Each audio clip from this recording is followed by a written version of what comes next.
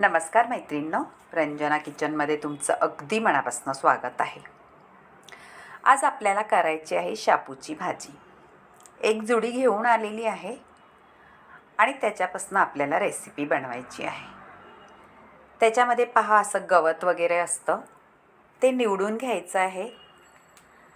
सगळी व्यवस्थित निवडून बघायचे आहे आणि मोठी मोठी देठं असली तर ती काढून टाकायची आहे। देठा वगैरे काढल्यानंतर आपल्याला ती छान स्वच्छ धुवून घ्यायची आहे। भाजी म्हटलं का त्याच्यावरती धूळ वगैरे बसलेली असते, काही छोटे छोटे असे कीटाणूसुद्धा असतात, म्हणून आपल्याला निसून टिपून आणि खळखळून पाण्याखाली धुवून घ्यायची आहे। छान धुवून घेतलेली आहे आणि निथळायला ठेवलेली आहे। आता निथळून झाल्यानंतर पाणी आपल्याला कापायची आहे बारीक एकदम।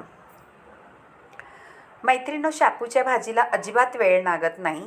व्हिडिओ संपूर्ण पहा, तुम्हाला नक्कीच कळेल आपल्याला भाजी कशी करायची ती। आणि भाजी कोणतीही असू द्या, पहिली छान खळखळून धुवून घ्यायची आहे पाण्याखाली आणि नंतरच कापून घ्यायची आहे। आता त्याच्यासाठी मी 7-8 हिरव्या मिरच्या घेतलेल्या आहे मिक्सरच्या भांड्यामध्ये आणि आपल्याला लसूण भरपूर घालायचं आहे। मैत्रिणींनो, लसूण कशासाठी घालायचं आहे ते सुद्धा सांगणार आहे आणि शापूच्या भाजीचं महत्त्वसुद्धा तुम्हाला सांगणार आहे। आता लसूण भरपूर घातला आहे आणि जिरं 1 चमचाभर घालायचं आहे। असं सगळं आपल्याला वाटून घ्यायचं आहे आणि मीठही घालून घ्यायचं आहे वाटायला चवीनुसार। मैत्रिणींनो, मीठ कशासाठी घालायचं आहे ते सुद्धा तुम्हाला सांगते। आता आधी मीठ कशासाठी वाटायला घातलं ते आता तुम्हाला कळेल। एक भांडं घेतलेलं आहे, त्याच्यामध्ये तेल घेतलेलं आहे। मैत्रिणींनो, आपल्या चटणीमध्ये किंवा मिरचीमध्ये आपण मीठ घालून वाटलं तर तेल कितीही गरम असलं तरी उडत नाही। ही एक टीप आहे, नक्की लक्षात ठेवा। नाहीतर आपण असं तेलात आपण काही घातलं तर तडतड तडतड उडतं, पण मिठाने तेल अजिबात उडत नाही।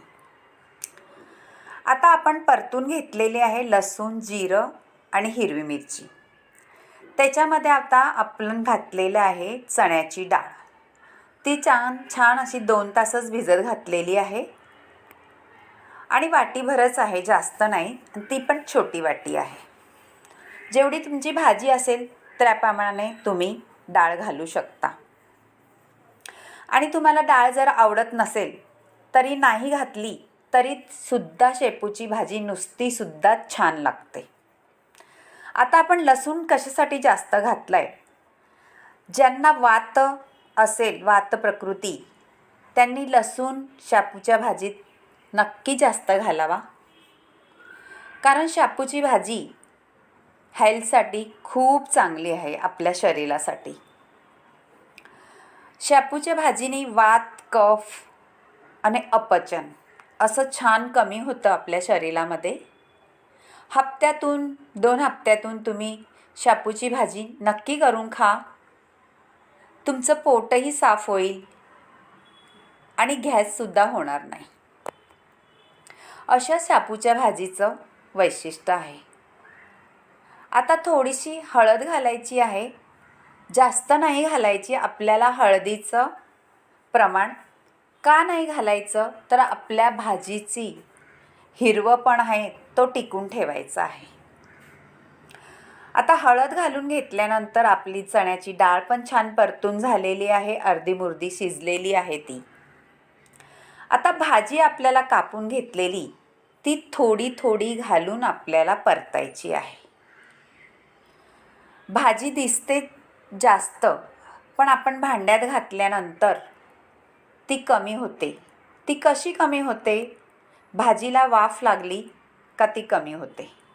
म्हणून थोडी थोडी भाजी घालून आपण हलवत राहायचं आहे, म्हणजे आपलं छोटं भांडं असलं तरीसुद्धा आपली भाजी त्याच्यामध्ये राहणार आणि भाजी आपली शिजून छान मस्त होणार.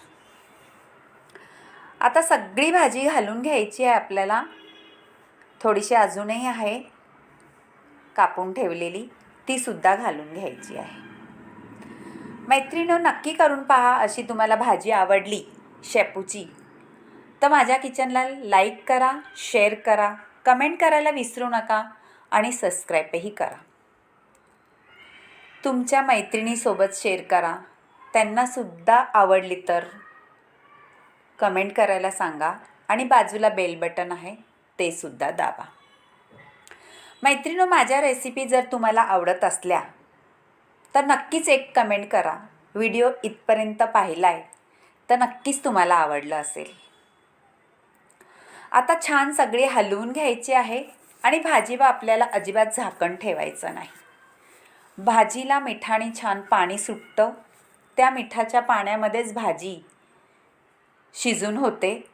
अगदी वेगळं काही पाणी लागत नाही आणि चण्याची डाळ वाफेवरती सुद्धा शिजणार, कारण आपण तिला भिजून घेतलेली आहे. झालेली आहे आता भाजी. तुम्ही असं करून पाहते मी. पहा आता चण्याची डाळ शिजले का. दाबून पाहायची. जर शिजली असली तर पटकनी दाबली जाते, नाही शिजली तर थोडा वेळ अजून ठेवून शिजून घ्या. आणि ही भाजी चपातीबरोबर खा, भाकरीबरोबर तर अप्रतिम लागतेच, पण तोंडी लावायला सुद्धा ही तेवढीच भाजी चांगली लागणार आहे. मैत्रिणी, तुम्हाला काही याच्याबद्दल सांगायचं असलं तर नक्की सांगत जा माझ्या व्हिडिओमध्ये. मला काही फरक करायचा असेल रेसिपीमध्ये ते सुद्धा सांगत जा. नक्की आवडेल तुमच्या कमेंटमध्ये ऐकायला मला तुम्ही सांगितलेल्या. आता झालेली आहे आपली भाजी. वाढूनही घेतलेली आहे आणि ज्वारीची भाकरी, कांदा मस्त गावरान बेत केलेला आहे. तुम्हीही करून पहा आणि नक्कीच माझ्या किचनला लाईक करत जा, शेअर करत जा आणि सबस्क्राईबही करत जा. मस्त कलरसुद्धा छान आलेला आहे आपल्या भाजीचा, हिरवागार. बाय बाय मैत्रिणींनो, भेटूया अशाच नवीन रेसिपीमध्ये.